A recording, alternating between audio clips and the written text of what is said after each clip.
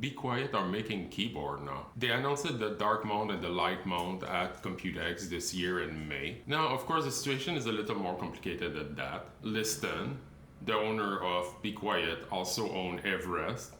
You can see here the Everest Max here, but that was 3 years ago, so it's not a cheap rebrand. They clearly redesigned the product there. They contacted me, wanted to know if I wanted to test one or two keyboard. I really like the build quality of the Dark Base 701 I had last year and the straight power 12 power supply. So I was really curious what they would do with the keyboard. It's also between a review and a preview, because I feel for keyboard you need to spend like maybe a couple months with it. You will know in 3 seconds if you hate the switch, but I still think you need time to see, like after a couple of months, if your opinion change.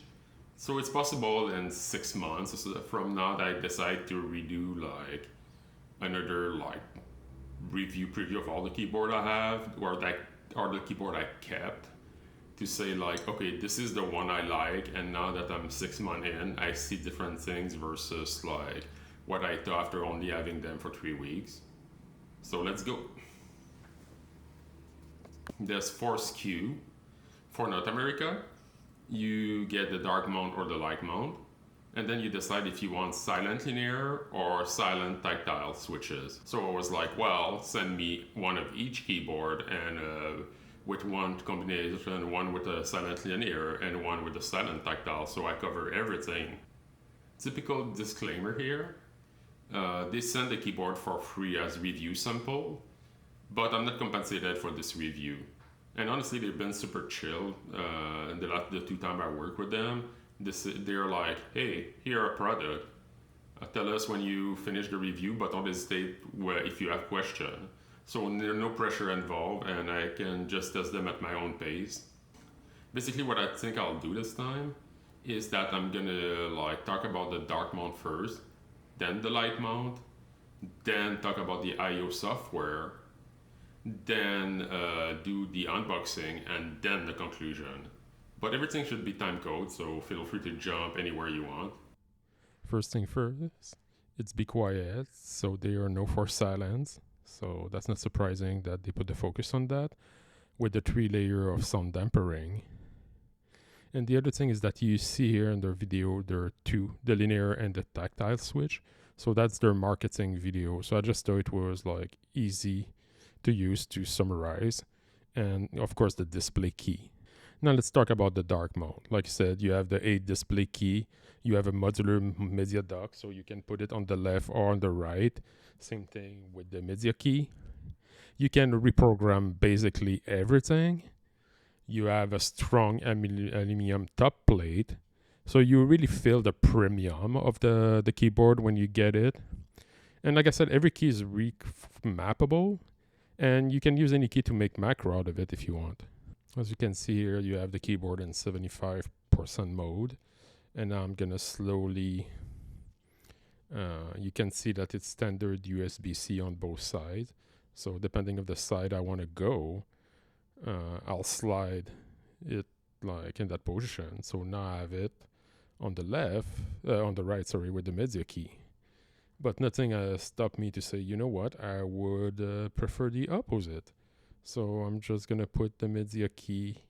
You just need to align it correctly with the USB. And you can see that like here I was like, oh, it's here. Yeah. So you can be, oh, I'll put it in that direction. And then I'm going to slide the keyboard here. And now we have it like revert. And also it come with like both feet are magnetic for the wrist rest. So now you have the keyboard fully assembled. But like I said, you're not limited. You can switch it the way you want. You can see here that like I basically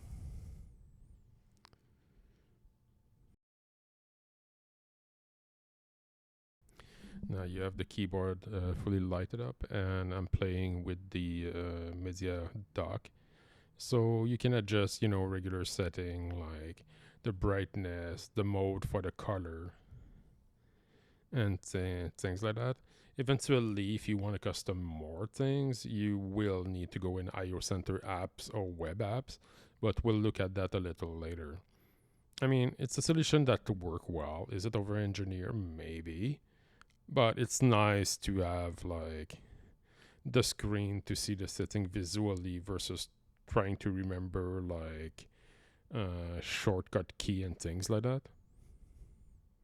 No, it's also nice to have those like visual key that you can use, kind of like a Stream Deck Lite for opening apps and settings. And the last thing is the feet are magnetic. You can put them at 0 for everywhere, or put one on the num keys and the back of the keyboard, or you can put two at each. It's a very strong magnet. It's a good way to do it and make sure that you won't lose it. Let's talk about the light mount. You have a light bar on top. You have a very nice aluminum knob that is raised. You have 5 macro key that are lower than the rest of the key to make it easier and faster when you use them in game. You also have an aluminum top plate. And I'll do here a quick unboxing of this keyboard. I really like the way that Be Quiet like packaged the peripheral with a thick black cardboard and foam. You feel that like everything makes sense the way the package is done for the accessories and things like that. You can see here the keyboard with all the accessories are in the box, and I remove one key to check the yellow switches. And now you can see the keyboard fully illuminated with one of the dual color mode that activated on the IO software. I was mentioning before, you can see that the knobs is raised, but the macro key are lower. Make it easier to hit the knobs when you want to lower the volume without looking, and make it a shorter travel distance for the key, for the macro key if you're gaming. And for the feet, it's the dual level plastic that I see on a lot of other keyboard like the K98 or the AK A20 Pro that I have.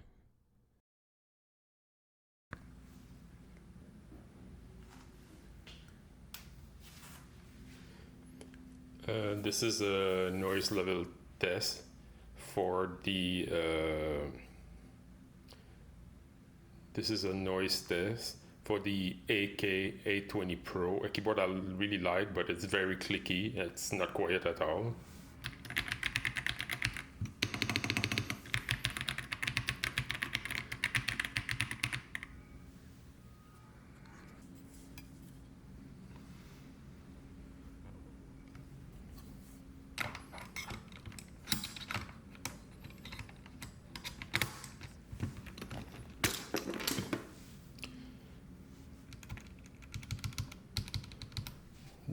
Using what they call flying fish. They're like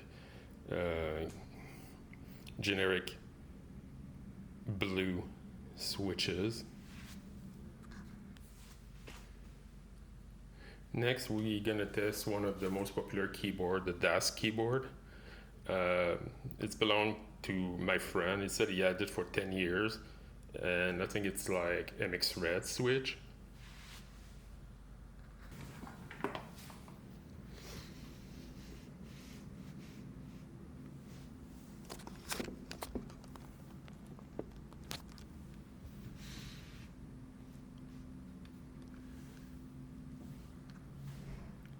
So now we're gonna test the DAS keyboard, one of the most popular keyboard. It said that it has like blue MX switches. It's a 10-year-old keyboard, but my friend said it's a good test to do because it was so popular.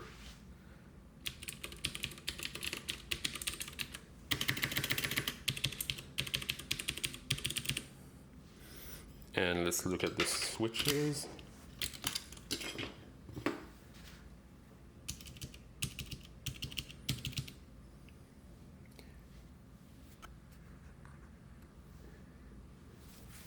Now that we did a very loud keyboard, let's compare the noise with the light mount that has also a silent linear switch.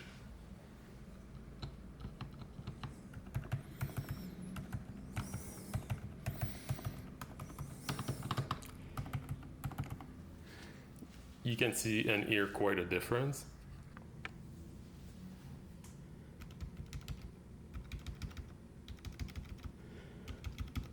Just wanted to do a quick noise switch test, trying to get the camera closer to the switch. And now we're gonna test the dark mode with the silent the silent tactile switch. Now we're gonna test the dark mode with the silent tactile switch, which I prefer of the two, and same thing for Agoster. I did a blind test with him because we didn't remember which one was which when we received the box. We always need to look under the box. So I just told him to try both keyboard and tell me which one he preferred. And he said the dark mode, and I agree. I like having a little like feedback from the key.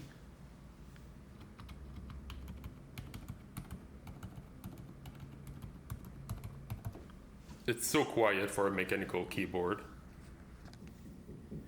Juste un test rapide de son pour les switches noirs.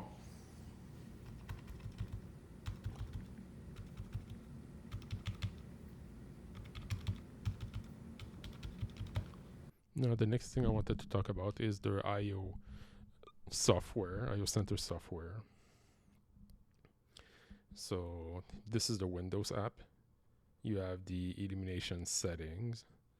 So you can play if you want a single color, if you want dual color and play with the speed. It's also an option. I'm not gonna go through all the different like RGB braiding and like modes, but you have a lot of option. And I look in memory, the software seems super light, but it's super important to say they say most setting is are stored in the keyboard. So after you apply them, you could turn off the app, make sure the app is not even starting, or even disinstall the app. Now you can see that like I'm remapping a letter key to do something else. I wanted it to open Afterburner. I was just curious if you could really remap all the keys, and I tried it and it worked. So they don't care if you want the letter Z to be a F, which seems a great trick to do, our friend, if you have access to the keyboard and starting like reverting keys. But more seriously, I do like that they let you configure every key. It's like, we don't care. You're going to configure them the way you want. So flexibility is really great there. Even if you don't have macro keys that's gated there, like on the keyboard, any key can be a macro key if you want. And you could use the one with the display if you're not sure what you're gonna remember. But like if it's something you're gonna use 1,000 of time to not like beat up that key, you could just decide, well, the number 9 on the numpad is now a macro key. Sure, it's not gonna be as lower that like the special one of the light mount, but that's still gonna do the job. But I asked a Garster about that because he let me borrow his Stream Deck, and he was saying that basically for a Stream Deck, if you can run something and make a Python script for it, they will publish it to the store. So this is why there's so many like plugins available for the Stream Deck. I kind of wish that someone would make a competitor to the Stream Deck, but this is not all like be quiet push on the keyboard. I think it's in the Kid Guru review that he said he talked to them and said, yeah, we're not trying to compete with the Steam Deck here. Stream Deck, so not Steam Deck, of course. It's basically the same thing for the light mount. It's just that like you'll have less settings because you don't have the media dock and things like that. But you will still be able to like configure the color, the macro keys, and all the other settings that I show. I did install Chrome on macOS and plug the keyboard to see, and I feel that I have the same parity of feature using the web apps versus the Windows apps. So if you're more comfortable just running, I don't know if it's an applet or it's got the TechU keyboard from the web browser, but if you prefer like having a web interface and not having any software installed on your computer because of security risk, bloatware, or whatever. Well, they give you the option there.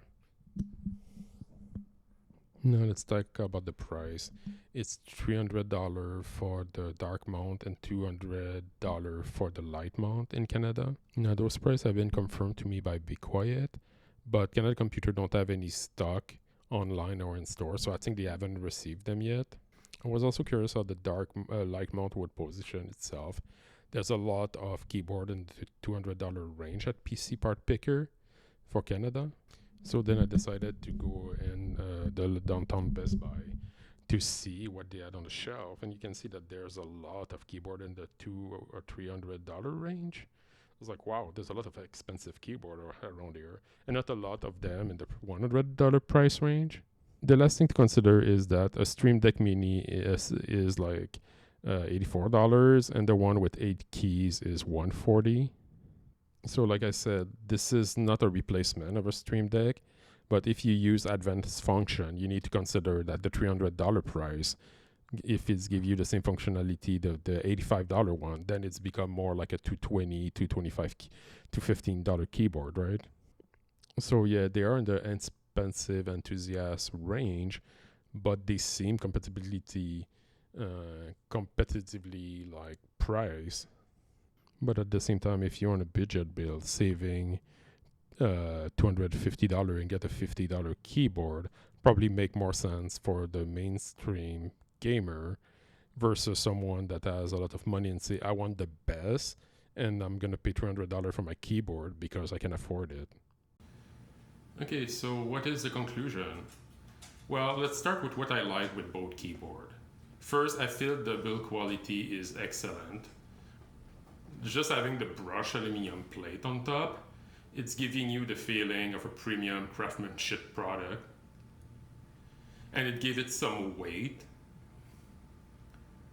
I also like that you can remap everything. And by everything, I mean every key. Like I demonstrate, you want the D key to now be the WE key? Sure, the keyboard doesn't care. Also, I like that the IO App Center app is like very light.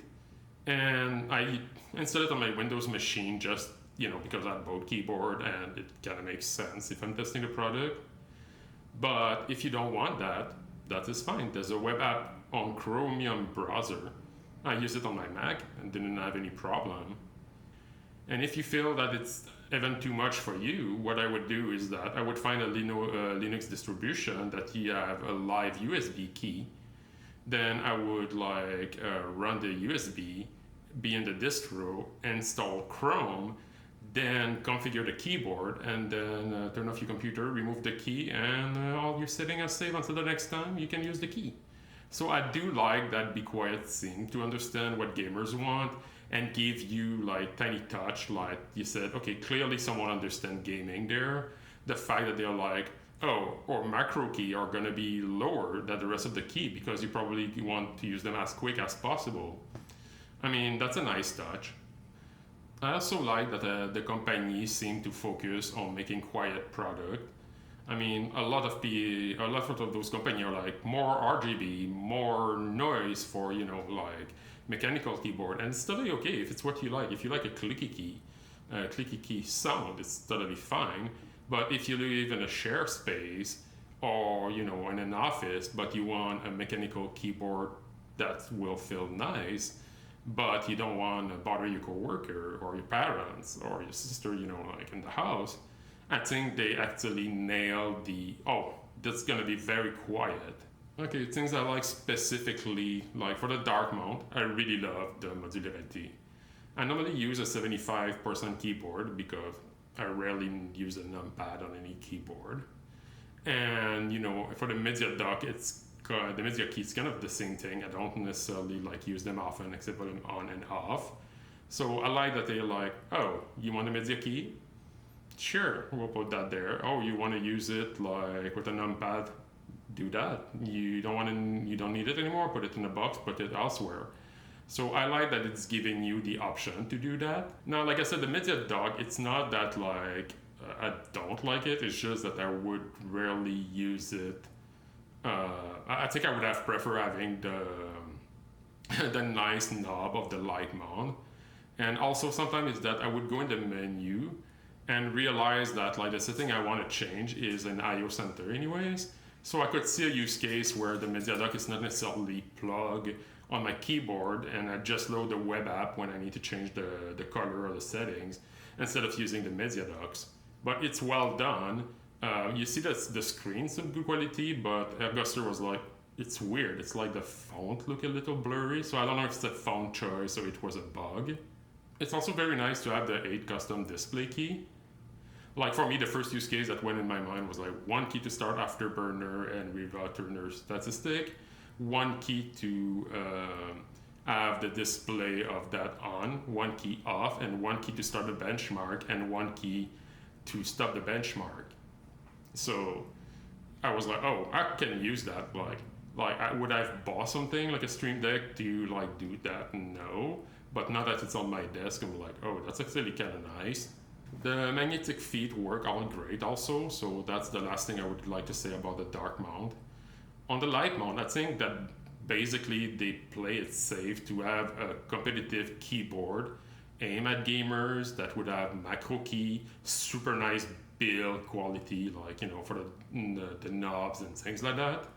And I think that like they basically build a better quality keyboard that like, you know, Corsair, Razer, and Logitech. And also, why is the G15 now a $350 keyboard, Logitech?